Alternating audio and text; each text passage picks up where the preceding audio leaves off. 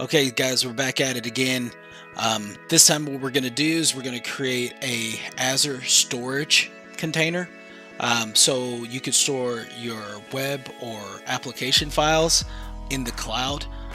This is alternative solution from the AWS S3 storage. I actually have experience working with both of those quite a bit. Just depending on your application, sometimes I prefer one versus the other. So let's get to it. So the first thing you're going to do is you're going to go out to portal.azure.com. If you don't have a Microsoft account, what you want to do is go ahead and sign up for Microsoft Azure.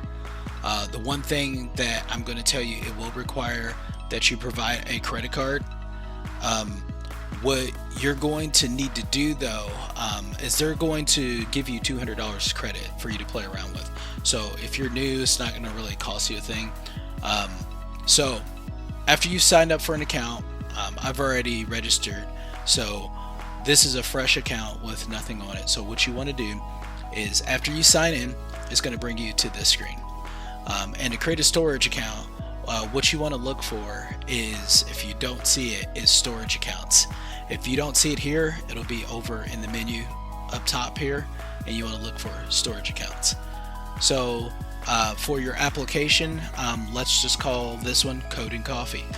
And then typically you have to provide a subscription for the first time. If you've never done one, you'll set up a default one. This one is just a pay-as-you-go, so it's empty. So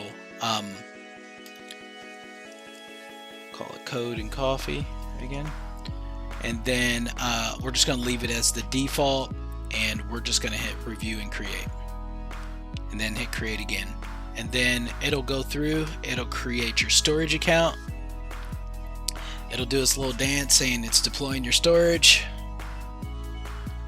We'll just wait a minute.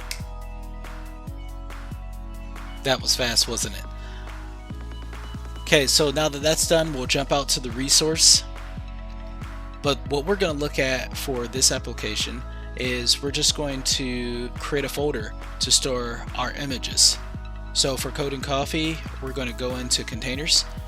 We're going to call this one Photos. And then we're going to change the status of it for the security access. This is more simplified than AWS. We have three options: no access, which is just ours; blobs, meaning they can see the files only; container, meaning they can see the whole folder.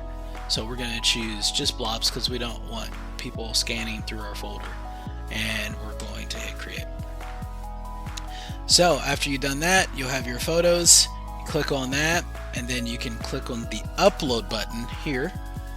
You choose your file,